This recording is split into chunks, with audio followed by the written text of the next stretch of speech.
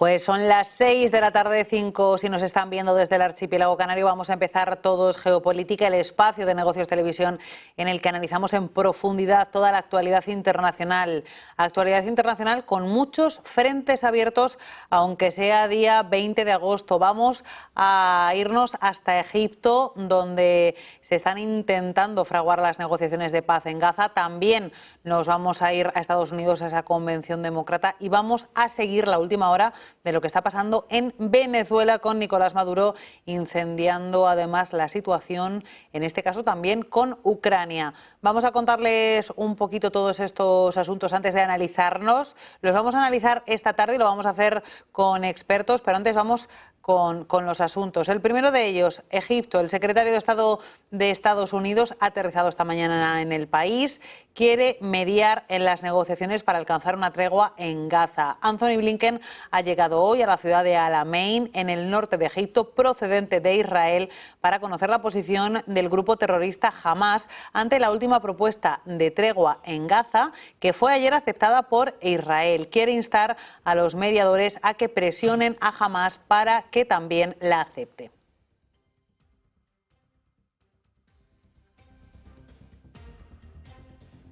Y de ahí nos vamos a ir hasta Estados Unidos, hasta Chicago, porque hoy se celebra la segunda jornada de la Convención Demócrata en Chicago, en la que van a continuar desfilando líderes del Partido Demócrata estadounidense, mientras la formación continúa impulsándose, digiere el discurso de despedida que pronunció anoche el todavía presidente del país, Joe Biden, que no se presenta a la reelección. Ya lo saben, el mandatario de 81 años recibía una ovación de pie de más de 5 minutos. Estuvo arropado no solamente por el partido, también por su familia, y recibió vítores por parte de sus seguidores. Gracias, Joe, le gritaban al líder del partido, que justo hace un mes renunció a la reelección para dejar paso a su vicepresidenta, a Kamala Harris. Biden ha explicado que se va, diciendo que ama mucho su profesión, que ama mucho ser presidente de Estados Unidos, pero que ama más a su país. Y vamos con otro asunto y seguimos en Estados Unidos, porque continúa la campaña con el expresidente y actual candidato republicano a la Casa Blanca, Donald Trump. En su último mitin en Nueva York, en Pensilvania, ha prometido fomentar la producción de energía nuclear si gana las elecciones y apostar por lo Made in USA en la cadena de suministro, porque dice que quiere encauzar la economía del país. Ya lo hizo la semana pasada y lo ha reiterado. Ha prometido recortar el precio de la energía a la mitad en sus primeros 12 meses de mandato, incluyendo el precio de la calefacción, el aire acondicionado y la electricidad y la gasolina de las fábricas, en las que confía para hacer Estados Unidos, dice, asequible otra vez. Por su parte, la candidata demócrata Kamala Harris, que hasta ahora no había dado mucha clave en materia económica en sus discursos, ha dicho que plantea aumentar la tasa del impuesto de sociedades al 28%. Esta es su primera gran propuesta económica para incrementar los ingresos y financiar los planes que quiere llevar a cabo como presidenta. La propuesta recaudaría miles de millones de dólares y revertiría una iniciativa aprobada por Donald Trump que rebajaba ese impuesto. Y también importante, nos situamos en Venezuela, porque en medio de las críticas a la comunidad internacional al resultado electoral en el país caribeño, Nicolás Maduro continúa con sus planes de desoye las peticiones de transparencia, mientras que el Parlamento de Venezuela examina hoy, de hecho, un proyecto de ley bautizado como Proyecto contra el Fascismo, que activistas de derechos humanos consideran liberticida, además en un momento en el que la oposición, que se atribuye la victoria en las elecciones del 28 de julio, está pidiendo a Nicolás Maduro que dimita. Y Maduro hoy, en su programa habitual, ha dicho que Ucrania va a tener que rendirse en la guerra que libra con Rusia. Dice que es un escenario que va a suceder, que se va a hacer realidad en cualquier momento y que solo es cuestión de tiempo. Dice lo siguiente: Ucrania podría provocar otro Chernobyl, según un exoficial de Estados Unidos. Bueno, roguemos a Dios porque no suceda, pero en la desesperación el grupo nazi, mira el proyecto, el grupo nazi que asaltó el poder y que tiene el poder político en Kiev, en Ucrania, viéndose perdidos ya. Y ahora lo que vamos a hacer es analizar toda esta actualidad, todos estos asuntos que ocupan la información internacional en el mundo, y lo vamos a hacer con unos analistas de excepción. Tenemos a Eduardo Irastorza, profesor de OBS Business School. Muy buenas tardes y bienvenido.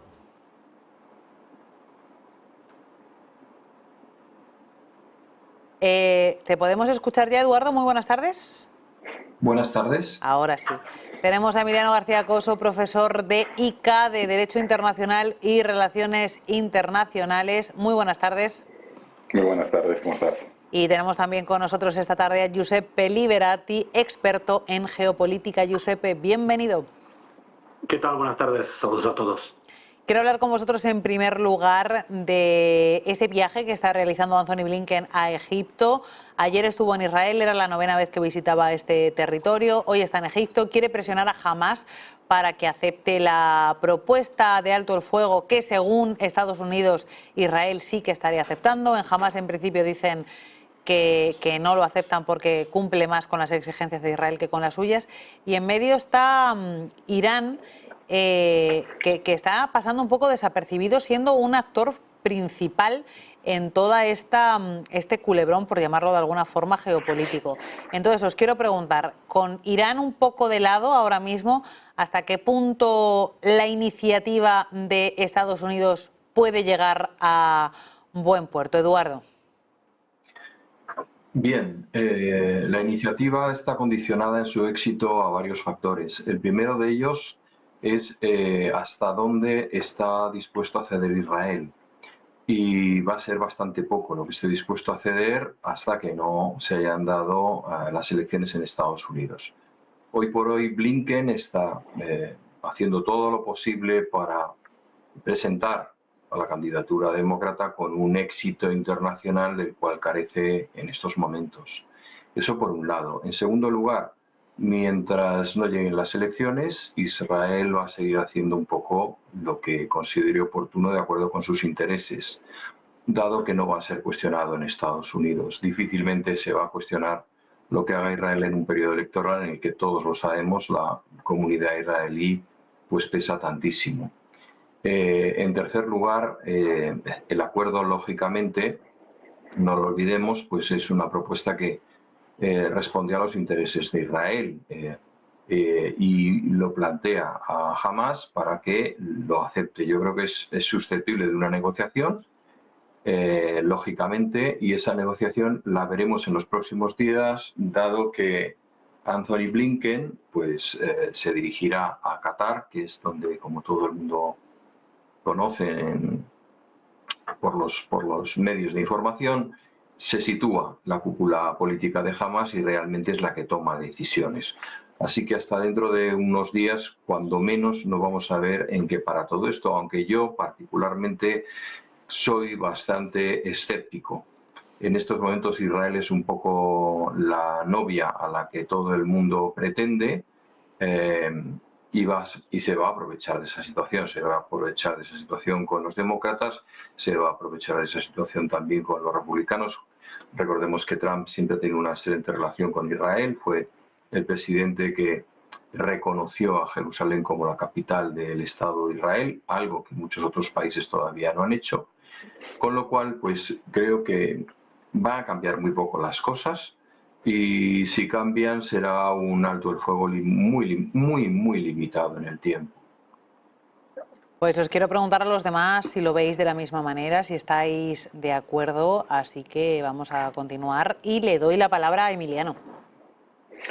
Pues como menciona Eduardo, hay múltiples variables que hay que tener en cuenta, empezando también porque el nuevo líder de Hamás es el objetivo militar número 1 de Israel, con lo cual eso dificulta la posibilidad de alcanzar un acuerdo. Otra de las líneas rojas de Israel es que no tiene intención de abandonar lo que se llama la Franja de Filadelfia, que es la frontera con Egipto y donde se produce, en su caso, la entrega de armas a Hamás, así como también la línea divisoria que hicieron con la Franja de Gaza desde el punto de vista militar. Lo único es que Hamás también es consciente que si posponen todo este acuerdo de cese el fuego hasta noviembre, pues ya no tendrán una administración como es la de Biden, y en su caso veremos si es la de Kamala Harris, que tiene una posición más ecléptica, habida cuenta que también tiene votantes de origen musulmán, como se ha visto claro en el inicio de la Convención Demócrata en Chicago, donde había pancartas de críticas a la administración Biden por suministrar armamento a Israel. Entonces, bueno, pues Blinken, como está haciendo malabares, porque sería un gran logro del final de la administración Biden y un gran valor político para Kamala haber logrado el famoso cese de las hostilidades y entrega de rehenes, porque es una de las cuestiones claves para, digamos, para la administración del presidente Biden y en su caso también para el propio Netanyahu. Y a Netanyahu ya la guerra de Gaza y Cisjordania, pues teniendo en cuenta que tiene el frente norte abierto y que probablemente seguirá abierto, pues digamos que le puede, digamos, aferrar a ese sillón que no quiere soltar, porque es consciente que en el momento que se pacifique la situación en Israel, pues tendrá que hacer frente a las causas judiciales que tiene, también a las causas internacionales que tiene abiertas, y entonces, bueno, pues su futuro político es bastante negro, y de ahí que, bueno, si deja la guerra en Gaza y Cisjordania, pues siempre le quedará el frente norte con el Líbano, donde Irán, pues si fuera algo inteligente dejaría o mantendría a Hezbollah un poco tranquila, porque yo lo que buscaría sería la caída de Netanyahu, pero parece ser que los ayatolás Khomeini también, los ayatolás no están pensando en esa otra variable política.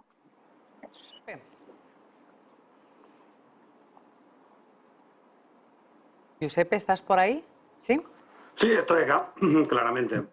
Sí, bueno, efectivamente comparto lo que dijo Emiliano y que dijo Eduardo.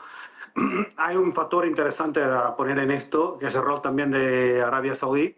Y tenemos en cuenta que justamente antes de los ataques de Hamas se estaban por firmar los pactos de Abraham, que eran digamos, una de las estructuras también que Trump había lanzado, y era también el desarrollo de toda tecnología en común que es necesaria para hacer que Arabia Saudí se desarrolle independientemente del petróleo. Entonces, teniendo en cuenta esta situación, hay mucha presión alrededor de esto, pero efectivamente, como dice justamente Emiliano, los malabares de Blinken son impresionantes porque se están moviendo muchísimos actores internacionales y también domésticos en Estados Unidos. No la tienen fácil para nada porque la Convención Demócrata está muy dividida sobre este tema, y efectivamente todas las tensiones, sobre todo en las universidades de la Ivy League, entonces las top universidades que han sido probablemente escenario de mucha de la protesta o su manifestación en favor de Hamas, de Palestina, evidentemente es un lugar donde muchos de los think tanks, muchos de los pensadores, de los líderes del pensamiento demócrata se vino desarrollando. Entonces, es algo que tiene un triple factor, tiene un factor internacional, un factor interno y un factor también energético que es clave también para los aliados de Estados Unidos en las próximas fases. Estabais citando esas relaciones entre unos u otros en medio del contexto de las elecciones de noviembre en Estados Unidos. Os quiero preguntar que de cara a esos comicios que dan un poco en el entorno de 3 meses, ¿a quién le beneficia y a quién le perjudica que haya alto el fuego antes de que termine la administración Biden y empiece una futurible administración de Trump o de Kamala Harris? Eduardo. Obviamente, lo han señalado tanto Giuseppe como Emiliano, esto beneficiaría lógicamente a los demócratas. Poner encima de la mesa, hemos llegado a un acuerdo de paz antes de unas elecciones, en donde, como también ha señalado Giuseppe, pues hay una gran movilización a favor de la causa palestina en Estados Unidos, como no se ha conocido anteriormente, ¿no? Recuerda un poco los años aquellos en que la contestación universitaria estaba del lado del Vietnam del Norte, ¿no? Un poco una situación similar, una juventud que piensa por sí misma y tiene otros paradigmas y otros planteamientos. Yo creo que eso beneficiaría a los republicanos en el caso de que ganen, que todavía no está tan claro, todavía no está tan claro. Pues lógicamente en un alto el fuego, pues digamos esto, pues les beneficiaría hasta cierto punto, pero no sería el caso. Yo cuando enseño, por ejemplo, los recursos humanos, pongo el ejemplo de que cuando llega un director a una compañía, normalmente pone a su gente y cambia de estrategia, porque si tiene éxitos, la estrategia será del que se ha ido, y el éxito será del que se ha ido, y si fracasa será porque no era tan bueno como el de antes, ¿no? Con lo cual yo creo que tratará de hacer su propio juego, su propia estrategia, y no me cabe duda de que será mejor acogido por el sector más a la derecha de Israel, que es la que entiende que esto es más que un conflicto en la zona de Gaza y en el Líbano, sino que es una ocasión ineludible que tarde o temprano deberá dirimirse, y es la hegemonía en la zona y la subsistencia de Israel en una situación a lo largo del tiempo, cosa que hoy por hoy está amenazado por Irán en esas circunstancias, ¿no? Y por ejemplo, por el ambicioso programa atómico que está llevando a cabo Irán. Yo creo que tanto demócratas como republicanos están interesados en que esto acabe bien, pero lógicamente los dos tratarán de capitalizar las razones del éxito en el caso de que se consiga, y señalarán al otro como el culpable en el caso de que no se llegue al acuerdo. Giuseppe, afirmabas con la cabeza, así que te dejo la palabra a ti ahora. Totalmente, totalmente. Bueno, como se dijo antes, bueno, acordamos que el primer vuelo que hubo entre Ben Gurion, entonces el aeropuerto de Tel Aviv, y Riyadh, fue el Air Force One de Trump. Entonces ya era algo claro. ¿A quién beneficiaría? Bueno, depende también cómo se cierra ese cierre de fuego, porque si se cierra en una condición donde es bastante ventajosa por Israel, puede ser una ola negativa para la interna demócrata. Evidentemente tiene un impacto económico también esta situación. Estados Unidos hoy está empatado con tener que múltiples frentes abiertos, donde tiene que sustentar múltiples partners internacionales, también con producción de armas. Entonces, si hay un frente que puede bajar el problema de tener que subvencionar y pasar armas, que si bien sí generan en el corto plazo generan un movimiento positivo de la economía, pero en realidad en el largo plazo crean un hueco que tiene que ser compensado con otras negociaciones, evidentemente puede ser ventajoso por varios. Otra cosa, justamente el tema de Irán es central. Hace algunas semanas, aparentemente se habló de un viaje de un avión privado con algunos líderes demócratas que fueron a Irán para ir a negociar y poner la base sobre la mesa la posibilidad de reactivar el acuerdo nuclear que Obama había firmado y que Trump deshizo, justamente para evitar que hubiese ese ataque. Claramente la situación es una situación del cambio del hegemón. Hoy Estados Unidos está con problemas internos, problemas locales, que no puede estar en tantos frentes abiertos como en el pasado. Entonces el equilibrio regional, tanto en el Mediterráneo como en el Golfo Pérsico y por ende en lo que es el Mar Rojo, es algo donde hay que analizar cuál puede ser el nuevo liderazgo. Extremadamente importante para países como Italia, como España, evidentemente Turquía, analizar lo que va a pasar en el Mediterráneo. Es algo que tiene una implicación mucho más amplia. Si quieren, después lo pueden profundizar en otras conversaciones, pero no hay que analizarlo solamente como algo puntual de Gaza, de Israel. Es un dominó más amplio. Y también te quiero preguntar a ti, Emiliano, por cómo lo ves tú. Pues yo creo que el principal beneficiario sería el Partido Demócrata, porque, digamos, colmaría las expectativas del lobby judío en Estados Unidos, sobre todo con la liberación de rehenes, que tendría un efecto muy positivo. Y luego recordemos que Kamala Harris está buscando el voto joven. Este voto joven protesta con acciones un poco discutibles en las propias universidades, limitando o con actuaciones policiales un poco desproporcionadas, y por lo tanto eso amansaría un poco al ala izquierda liberal del Partido Demócrata, y por lo tanto pues haría que esa juventud, ese voto joven se pronunciase más a favor de Kamala Harris, que como hemos visto pues sorprendentemente en muy poco tiempo no solamente ha recaudado muchos fondos, sino que además ha subido en las encuestas, cosa que por otro lado tampoco me extraña, porque solamente hay que escuchar las sandeces que dice el señor Trump y las mentiras que dice el señor Trump en las diversas entrevistas que realiza o en X, pues para que cualquier votante con medio coeficiente intelectual posible vea que está mintiendo vilmente al electorado norteamericano. Por lo tanto, pues Kamala Harris sí estructura bien su discurso, que de momento lo está haciendo bien, y plantea unas medidas económicas que van en línea con lo que ya ha venido realizando la administración Biden, enfocada especialmente a esa clase trabajadora, que es la que mayor malestar tenía con las políticas actuales y que llevaban a que se radicalizaran buscando el voto Trump. Creo que puede ser una buena cierre del círculo para conseguir que Kamala Harris sea la primera presidenta de Estados Unidos, rompiendo ese famoso techo de cristal que ya lo intentó Clinton y que no logró. También parece ser, aunque no esté del todo demostrado, con la ayuda de los rusos y el hackeo al Partido Demócrata con los famosos correos de Hillary Clinton que favorecieron al señor Trump, cuya relación con Putin está más que acreditada. Precisamente, Emiliano, hablabas de esa campaña electoral en Estados Unidos. También tenemos que hablar de la Convención Demócrata, pero vamos a dejarla ahí. Vamos a hablar de esa campaña que están desarrollando. Por un lado, Kamala Harris, por otro lado, Donald Trump. Donald Trump con mucho contenido económico en los mensajes que está trasladando. Hablaba en los últimos días de esa reducción de impuestos energéticos, ese impulso a las energías procedentes de Estados Unidos, quiere volver al Made in USA, etcétera. Y tenemos a Kamala Harris, por su parte, que ha anunciado un impuesto de sociedades del 28%.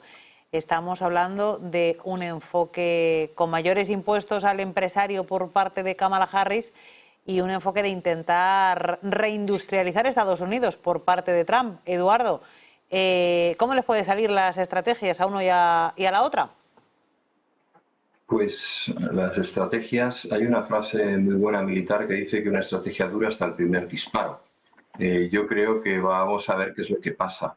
Lo que sí podemos decir es que nunca, y yo esto lo creo firmemente, nunca en la historia de Estados Unidos ha habido unas elecciones tan determinantes respecto a lo esencial, a la esencia, a la personalidad, a la identidad de Estados Unidos. ¿A qué me refiero? A que a lo largo de su historia ha tenido presidentes buenos, malos, honestos, corruptos, venales, divertidos, de todo tipo.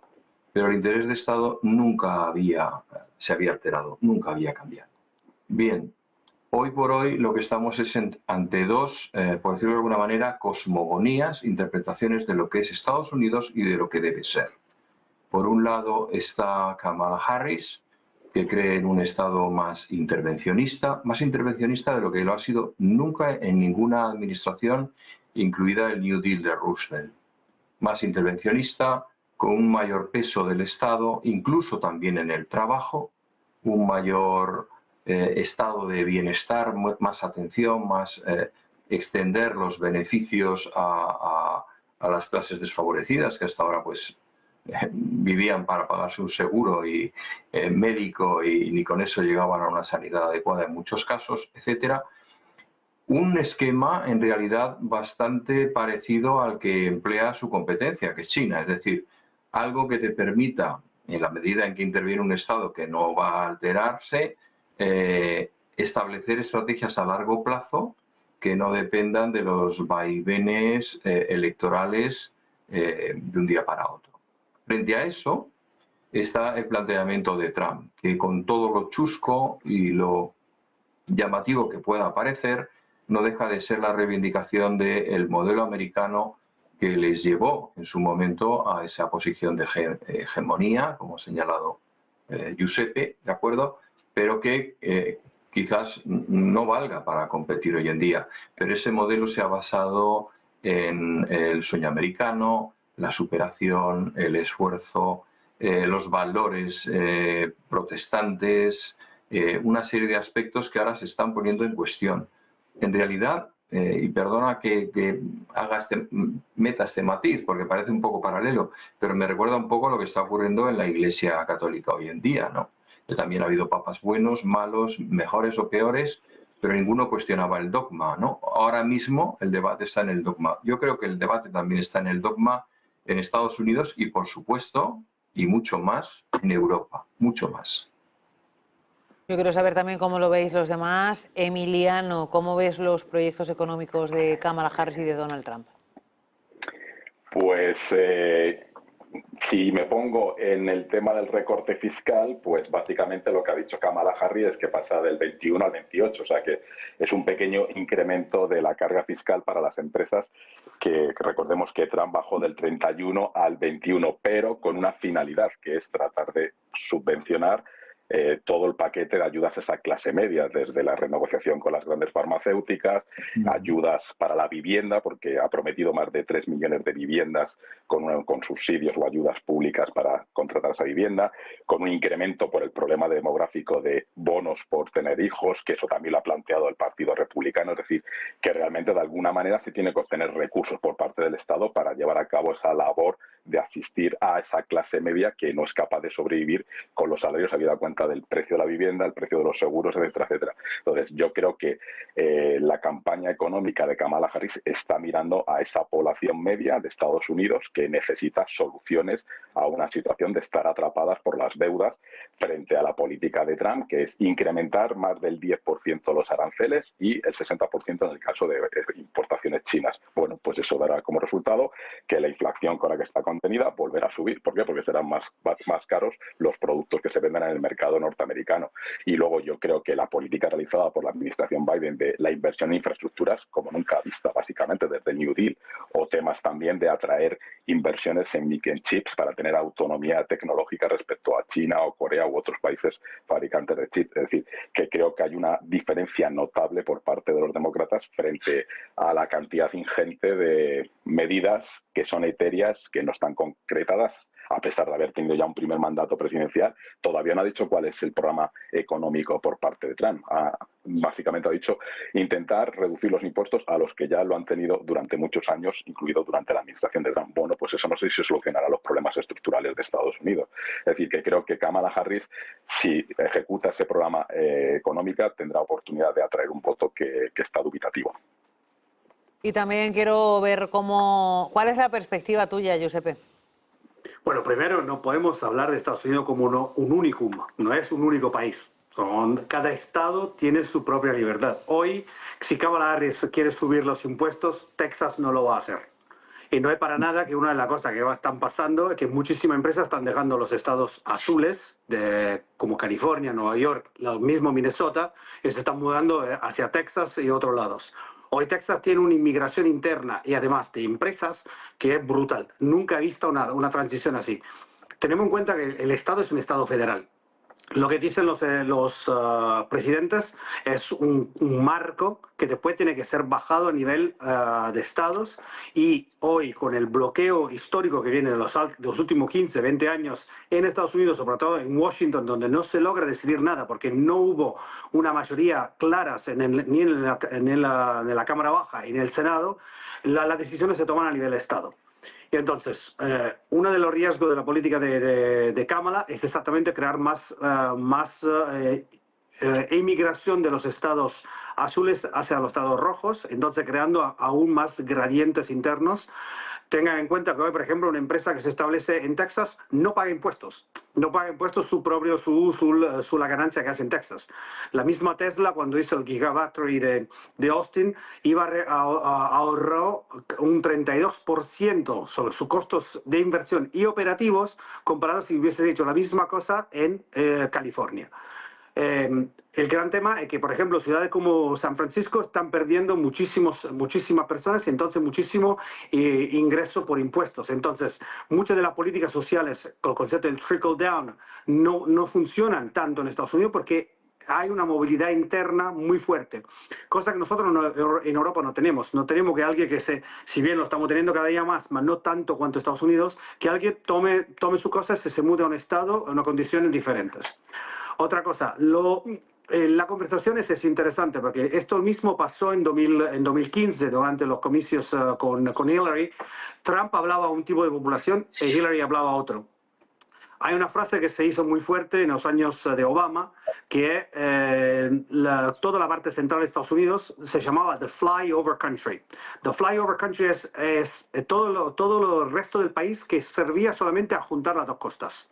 Bueno, esto fue la base de la deindustrialización de Estados Unidos, que creó tanta tensión interna que nadie se esperaba cuando ganó Trump la primera vez. Entonces todo esto se reúne a lo que decía Eduardo, justamente en dos visiones del mundo completamente diferentes entre los dos. Escuchar la convención demócrata y la convención republicana, estamos hablando de dos gente que viven en los mismos lugares pero viven en el mundo de maneras completamente diferentes. tan diferentes que no sé, bueno, quiero aportar a la mesa del debate un tema que es la fecha de origen de Estados Unidos.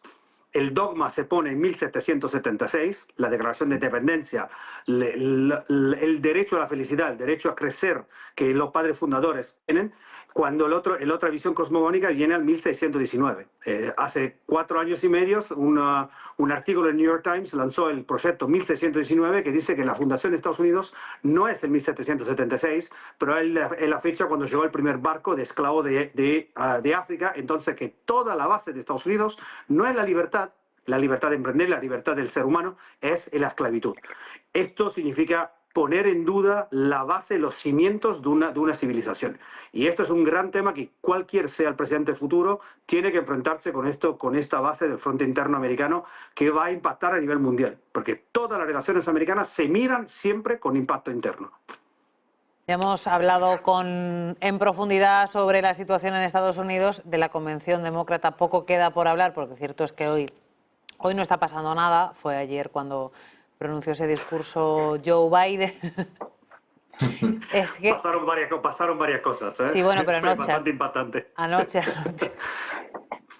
Sí, lo que pasa es que como llevamos todo el día con el tema, pues al final es un tema un poco bucle. No, os quería preguntar por ese discurso pronunciado por Joe Biden. Ha llamado la atención de muchos que el presidente de Estados Unidos pues que interviniera después de una retahíla de personas, que lo hiciera al final de todas las intervenciones, y os quiero preguntar qué tal os ha parecido el discurso de Joe Biden y cómo posiciona a Kamala Harris. Empiezo contigo, Josepe, que tienes ganas de hablar de la Convención Demócrata. No, yo digo, el tema independientemente no es tanto esto. La cosa evidente es que lo que me mostró a mí, me mostró un partido demócrata muy dividido. Un partido demócrata dividido mínimo en 3 partes. Hay una parte evidente que es la parte que apoya a Obama, que no está muy conforme con lo que pasó con este cambio de Biden. Hay la parte de los Clinton, que es otra facción, y después hay la parte de Bernie Sanders y Alexandria Ocasio-Cortez, que es completamente diferente. Lo que está pasando, efectivamente, hay algo interno del Partido Demócrata que si no ganan las elecciones puede generar pero muchísimas tensiones internas, porque evidentemente aún adentro del Partido Demócrata hay muchas tensiones. Que Biden haya dejado el paso a Kamala, evidentemente no está contento. Biden no lo quería, y además muchos de lo que eran las personas, bueno, las empresas, las personas que pusieron plata apoyando a Biden, tenían contrato con Biden, no tenían contrato con Kamala o con el partido. Entonces eran visiones de vuelta, son visiones diferentes. Eduardo habló del programa de Kamala, pero el programa de Kamala prácticamente está publicado desde hace 3 días. 3 días en la página web de Emiliano, perdón, no Eduardo, de Emiliano, de la página web del Partido Demócrata. Esto significa que hay algo todavía, es un work in progress. Están evolucionando porque es un cambio histórico. Nunca ha pasado una situación como tal. Entonces, la única situación donde pasó una cosa así, cuando prácticamente se mató Kennedy, al momento de los Kennedys, que fue un momento clave de la historia americana. Entonces, justamente estas elecciones es una elección que va a mostrar el futuro de Estados Unidos y, consecuentemente, de todos los aliados de Estados Unidos que tendrán que ajustarse a un nuevo equilibrio. Lo que está pasando a nivel de la convención es un partido demócrata que está buscando una unidad que no sabemos todavía si a nivel de los estados será tal. Pues vamos a continuar con lo que piensa Eduardo. Pues después de esta apreciación tan brillante, poco que añadir, ¿no? Lo que sí podemos señalar es que el discurso en sí de Biden, pues hombre, tuvo un cierto rasgo tierno en la medida en que dijo aquello de lo he dado todo por mi país y tal, o sea, el abuelo que se despide. Es cierto que el Partido Demócrata está muy dividido. Es cierto, no debemos olvidar que en su momento y lo ha señalado Emiliano, cuando Trump ganó las elecciones fue porque se filtraron aquellos correos en donde parecía que el Partido Demócrata apostaba al 100% por Hillary Clinton y dejaba a un lado a Bernie Sanders, ¿no? Bueno, pues en este caso, si el Partido Demócrata es lo bastante listo y se define por oposición y no por afirmación, pues probablemente esos votantes de Bernie Sanders que en su momento se retrayeron de votar al Partido Demócrata y muchas otras personas dentro de este partido por aquel escándalo, pues no encuentren una razón para no hacerlo en esta ocasión por Kamala Harris. El hecho de que Kamala Harris sepa concitar los intereses de esas grandes familias, recordemos, a mí me llamó muchísimo la atención la llamada telefónica de Michelle Obama diciendo: estamos contigo, tanto yo como mi marido. Y bueno, esto es cuando menos curioso, ¿no? O sea, ella dijo: si te lo tienes que pegar, pégatela tú, ¿no?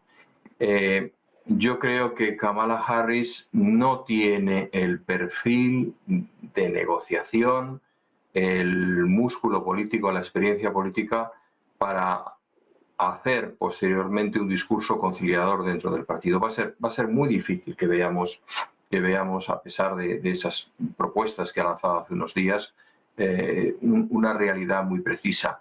De todas maneras, tampoco lo olvidemos, aunque ganase Kamala Harris, se puede encontrar con que es lo que ellos llaman un wet duck, ¿no? Un pato mojado, porque llegarían las elecciones al Senado y al Congreso, en donde sin duda los republicanos pues tendrían muchas más posibilidades como opción que las que puede suscitar Trump, con cierto rechazo incluso entre el votante republicano. Emiliano, vamos contigo. Sí, como ha mencionado Giuseppe, pues esta designación a dedo pues ha movido un poco los cimientos del Partido Demócrata, teniendo en cuenta que todos los delegados que comenzaron ayer habían votado por Biden como candidato único. Entonces, pues evidentemente eso mueve un poco las bases del partido, y lo que están tratando de hacer es reconstruir, trayendo a toda una serie de actores, incluida Osorio Cortés, demostrando esa ala izquierda del Partido Demócrata, tratando de mostrar unidad frente a la candidatura de Kamala Harris, porque es la única que hay. Es decir, es que tampoco el Partido Demócrata se dio en la tesitura de decir, bueno, y si no designamos a Kamala Harris, ¿qué hacemos? Unas nuevas elecciones que no nos daría tiempo, unas nuevas primarias que no daría tiempo a llegar a las elecciones a noviembre. Entonces, ha sido todo tan forzado que efectivamente, si finalmente Kamala Harris no consigue vencer estas elecciones, pues probablemente se producirá un tsunami dentro del Partido Demócrata buscando cabezas de por qué se ha llegado a esta situación del Partido Demócrata con un candidato que no ha sido votado por los delegados, sino que era Biden, y por qué se le presiona tanto. De hecho, también llama poderosamente la atención pues como Pelosi, una de las grandes del partido y californiana, pues no manifestó en primera instancia un apoyo directo a Kamala, sino que se esperó toda una serie de días hasta que finalmente dio el ok a Kamala. Y bueno, pues, y que además también no ha quedado una relación muy sana con el presidente Biden, con Pelosi, habida cuenta de las cartas que empezaron a publicarse, que eran ya del 5 de julio aproximadamente, sobre la necesidad de esa cesión del poder por parte de Biden. Entonces, sí, efectivamente, yo creo que el jueves, que es cuando acaba con el discurso Kamala Harris, tratarán de mostrar una unidad férrea. Y es que no tiene más opciones, o sea, que es Kamala o Kamala. Y entonces, a partir de ahí, si pierde, pues habrá las consecuencias dentro del partido. Y si gana, pues bueno, buscará rodearse de todas esas familias políticas para tratar de tener una administración fuerte, habida cuenta que efectivamente no es una candidata un poco al estilo de Obama, que tampoco tenía, digamos, una gran trayectoria política a nivel estatal ni visibilidad estatal, pero que llegó del Estado al Congreso y del Congreso a presidencia. Entonces, bueno, pues veremos, y sobre todo que representa el salto cualitativo de Estados Unidos frente a la primera mujer presidente, y evitaría que un candidato a presidente convicto por 34 delitos y algún otro más, que veremos si finalmente el tema de la inmunidad procede o no procede, pues llega a la presidencia de Estados Unidos, porque entonces ya perdería cualquier tipo de visión de país que da la moral, defiende los derechos y las democracias, habida cuenta que es un presidente convicto. Y quiero hablar con vosotros también de la situación en Venezuela. En principio, la comunidad internacional sigue reclamando transparencia con esa publicación de actas después de las elecciones del 28 de julio. Esa situación no se da y Nicolás Maduro, bueno, pues continúa un poco con su vida, podríamos decir. Hoy en su programa, anoche, decía que Ucrania se va a tener que rendir, que no le queda más remedio. Entre otras cosas, ha vuelto a hablar de Elon Musk, etcétera. Entonces, os quiero preguntar por este ataque de Nicolás Maduro a Ucrania y a su presidente, a Zelensky, Eduardo. Pues hombre, yo creo que es una cortina de humo más de nuestro querido amigo Maduro, ¿no? Es decir, pues ahora voy a señalar que Ucrania es mala y de paso pues oye, pues me gano cierta amistad, que no interés en Rusia sí lo tiene en Venezuela, es indiscutible, pero amistad para que en el hipotético caso de que yo desaparezca de la escena política venezolana, pues tenga un lugar en donde refugiarme. Está claro que Rusia no está en condiciones, por mucho barco que mande o submarino, de cambiar las circunstancias en Venezuela. Tendría muchas más posibilidades, y yo creo que se están moviendo ahí los servicios secretos cubanos a la hora de coordinar un poco la represión o el control de la oposición, ¿no? Con lo cual yo creo que temas como este pues va a sacar 18 en los próximos días. ¿Por qué? Pues porque se le están poniendo las cosas muy mal, muy, muy mal. Está ocurriendo lo que ocurre como con casi todas las dictaduras y los golpes de Estado, y es que la cúpula, aquellas personas que ha puesto en los puestos más altos, están de su parte, pero la oficialidad pues es bastante más escéptica, o sea que tampoco se puede desestimar que haya un golpe de mano en las próximas semanas, ¿no? Propiciado y auspiciado también por Estados Unidos. Sería otra magnífica baza para el Partido Demócrata cara a las elecciones, ese puesto paz en Venezuela. Imaginemos un viaje de Biden de despedida diciendo, bueno, vuelve al redil de la comunidad americana, Venezuela, ¿no? Bien pensante. Eso es algo que vamos a ver. Yo creo que las cosas se están poniendo de color muy oscuro para Maduro, y que la negociación ya debe de estar en términos de a dónde me voy y cuánto me puedo llevar, ¿no? Porque la oposición en la calle está siendo cada vez más mayor, cada vez mayor. Digamos que no tiene los apoyos. Ya me sorprendió en su momento que un dictador solo gane por el 51%, ¿no? Ya te dice que tiene que haber sido bastante menos. Que cualquier dictador que se precie obtiene un 80, un 90%, ¿no? Es lo mínimo que se le pide, ¿no? Y en este caso, pues ya señaló que estaban en lo justo. El problema es pues el que se ha tenido siempre que hay una dictadura, gestionar la transición, saber que hay cosas que tienen que llevar un orden y hay que armarse de pragmatismo. Hay que armarse de pragmatismo y saber que hay cosas que se han hecho durante estos años que tendrán que volver a la sociedad civil y a la capacidad de decisión del pueblo, pues no de un día para otro, ¿no? Es difícil que estas cosas salgan bien. Yo creo que España y su famosa transición, para mí es un ejemplo a seguir en este sentido, ¿no? Es decir, hay que tener la suficiente grandeza de ánimo para saber que no puedes meter en la cárcel a todos los de la oposición de un día para otro, ni puedes meter de un día para otro a todos los maduristas y se acabó el problema, ¿no? Sino que realmente hay que entenderlo, ¿no? Hay que entenderlo y hay que tener grandeza de miras, pensando sobre todo en esa población que está sufriendo, que es brutal. Yo como profesor lo he vivido, he visto gente muy, muy brillante viniendo aquí a estudiar y a dar clase. O sea, la verdad es que, y de modo egoísta, he de decir que a España le ha venido muy bien lo de Maduro, porque ha habido gente brillantísima que se ha incorporado a la población laboral española, y hemos obtenido muchísimo de ellas, ¿no? Lamentaría que se fueran ahora, ¿no? Porque la verdad es que lo hacen muy bien. Yo creo que Maduro efectivamente lo que tiene que hacer es ver dónde se retira. Y esto ya entra dentro de las quinielas y las apuestas, ¿no? Yo creo que difícilmente se irá a un país en donde no se hable español, porque no lo veo metido en otro sitio, ¿no? Sabe pocas cosas, pero idiomas aún menos, ¿no? Con lo cual, pues tendrá que ser un generoso país latinoamericano el que la acoja, ¿no? ¿Cuál? No lo sé, realmente no lo sé. Yo espero que se acabe pronto, porque se ha oído decir de todo, ¿no? Se ha oído decir de todo. Yo recuerdo a un político español, y no voy a decir el nombre porque es tan vergonzoso lo que dijo, que es como para hacérselo mirar, y lo dijo porque salía en los medios hablando. Dijo, la derecha está matando gente porque necesitan mártires, ¿no? O sea, Venezuela no puede caer en ese discurso, en ese debate y en ese enfrentamiento de ninguna manera. No se lo merece ni su pueblo, ni tampoco sus vecinos, que también están sufriendo parte de todo este sainete, porque ya alcanza grados de sainete. Pues vamos a continuar con Emiliano. Le damos la voz a Giuseppe, vamos rápido y ya está. Vamos, Emiliano.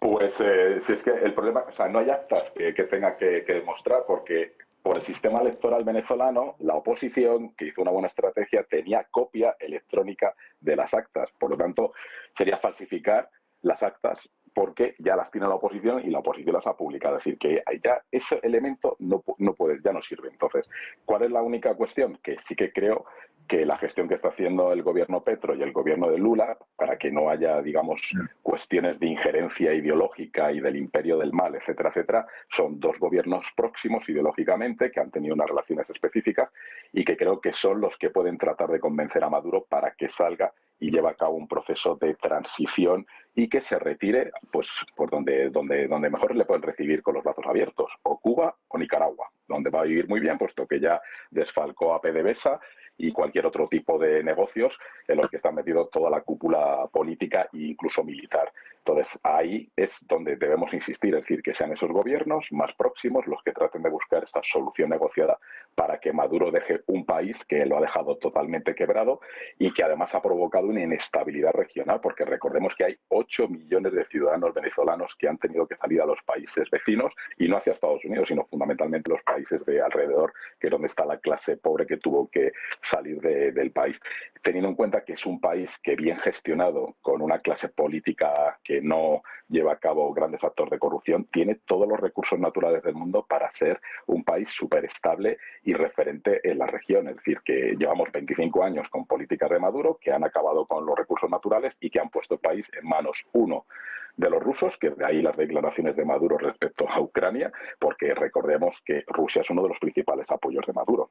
No, incluso en términos militares, porque las últimas compras de material militar se han realizado a Rusia. Dos, con China tiene un endeudamiento que por mucho cambio por petróleo es imposible que los usanen, y de ahí también la preocupación del gobierno chino de que se lleva a cabo un proceso de transición, pero asumiendo las deudas. Y dos, llevan más desde el mandato de Chávez, están totalmente infiltrados por los servicios de inteligencia cubanos y por todo, incluso en altos cargos de los diferentes ministerios. Entonces, realmente la situación es que ha llegado el momento que los venezolanos se merecen, después de 25 años, tener una transición pacífica hacia una estabilidad política, económica, porque es el país que con esos recursos naturales puede mejorar considerablemente a todo el estado de toda su población y adicionalmente ofrecer una estabilidad regional que, a raíz de los movimientos migratorios, que incluso algún país tuvo que poner militares en las fronteras para evitar esas migraciones, pues se consiga retornar al país mucha de esa gente y mucho talento que ha huido hacia Europa, hacia Estados Unidos y hacia otros países vecinos, y que sin lugar a dudas, sin Maduro, volverían al país para tratar de reconstruirlo.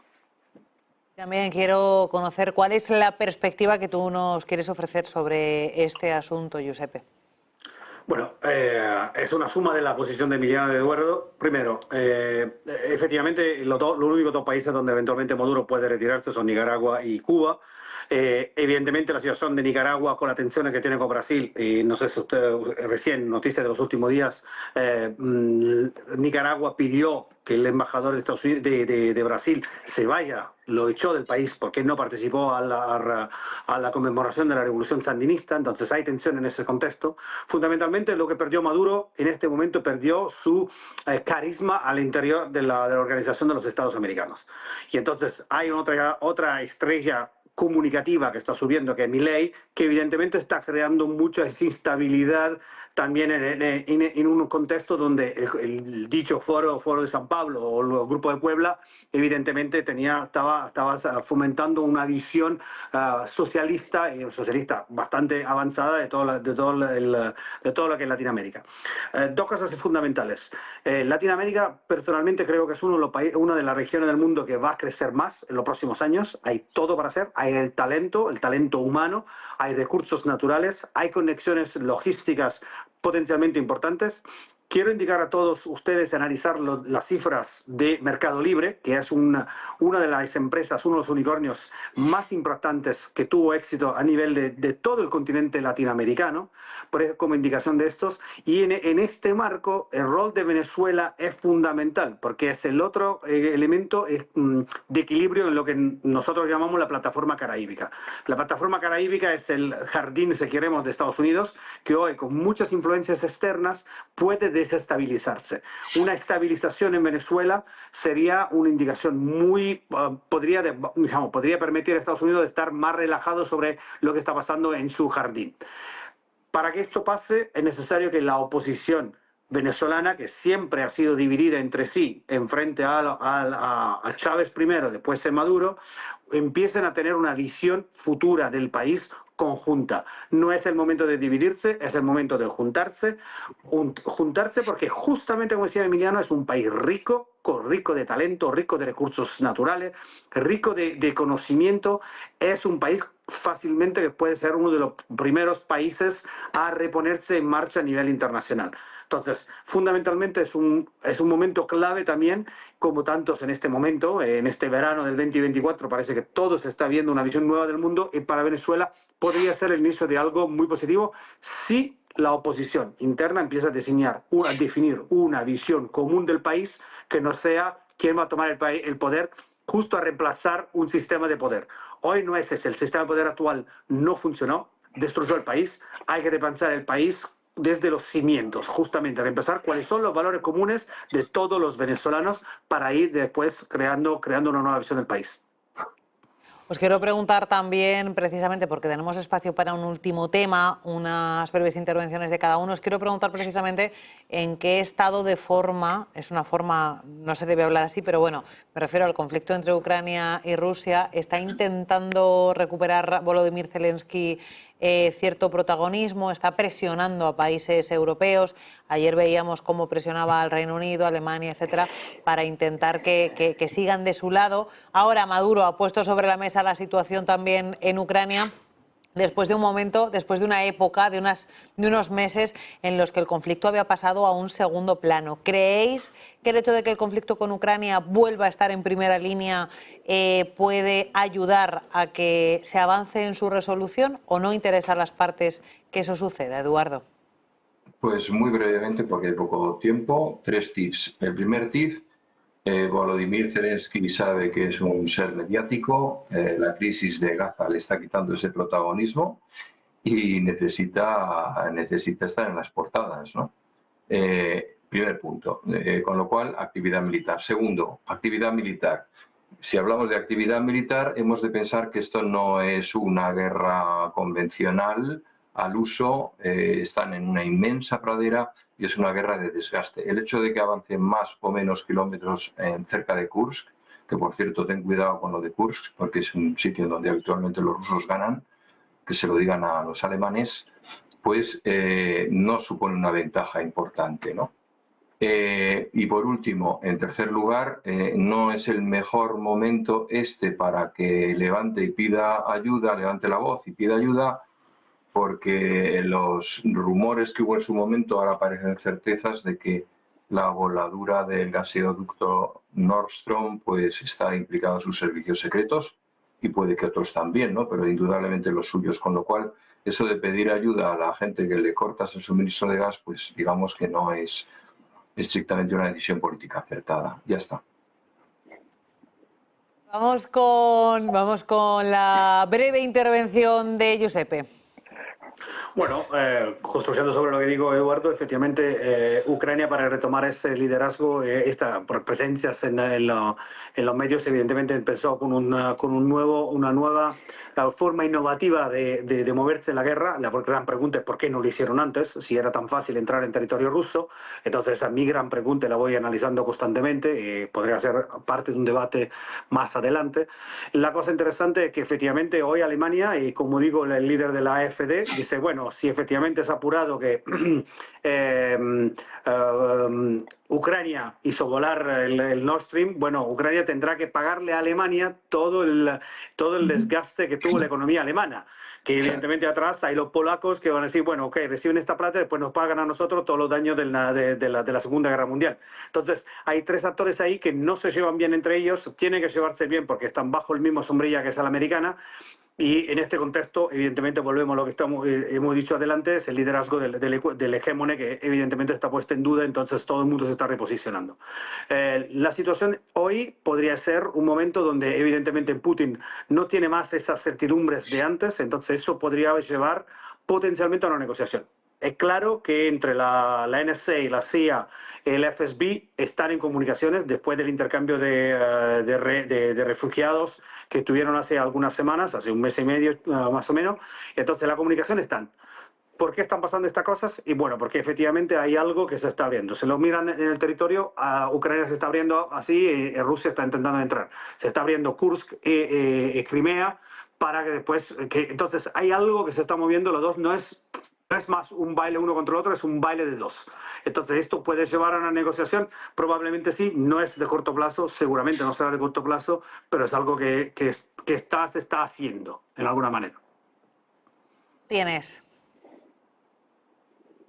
Bueno, a mí, nada, yo decir que lo de Kursk militarmente creo que no será muy sostenible en el tiempo, pero lo más importante es el efecto mediático, y el efecto mediático es que ha removido conciencias, y no las nuestras, sino las dentro de Rusia, porque ya hay cierta oposición, incluso partidos o algunos dirigentes que se atreven a hablar, donde les ha tocado la fibra patriótica y de repente han dicho, oye, que están en el territorio ruso. ¿Por qué están en territorio Kursk? Porque finalmente, después de 2 años, los aliados le empezaron a retirar esas líneas rojas, no, que dentro del territorio, solamente defensa dentro del territorio ucraniano. En el momento que le han dado el visto bueno para las proximidades dentro de la frontera rusa, pues aquí tenemos una operación que puede ser calificada de audaz, suicida o como queramos, pero que ya ha tenido un primer efecto positivo, tanto a nivel de opinión pública general como especialmente de tratar de mover conciencias dentro de Rusia, a ver si alguien es capaz de hacer algo contra Putin, que es el que ha llevado a la sociedad rusa a esta situación de paria del mundo. Pues perfecto, muchísimas gracias a todos. Gracias además por haberos acogido al tiempo de este último turno de palabra, que era un poquito más corto. Eduardo Irastorza, profesor en OBS Business School. Pues seguimos con Emiliano García Coso, profesor de Derecho Internacional y Relaciones Internacionales en ICADE. Giuseppe Liberati, experto en geopolítica. Un placer compartir con los tres esta tertulia. Muchísimas gracias y hasta pronto. Un abrazo. Muchas gracias. Buenas tardes. Un gusto. Hasta. Y así es como terminamos esta edición de martes de Todo es Geopolítica, repasando pormenorizadamente toda la actualidad internacional. Ahora les dejamos con pausa publicitaria y seguimos con toda la información actualizándola aquí en Negocios Televisión.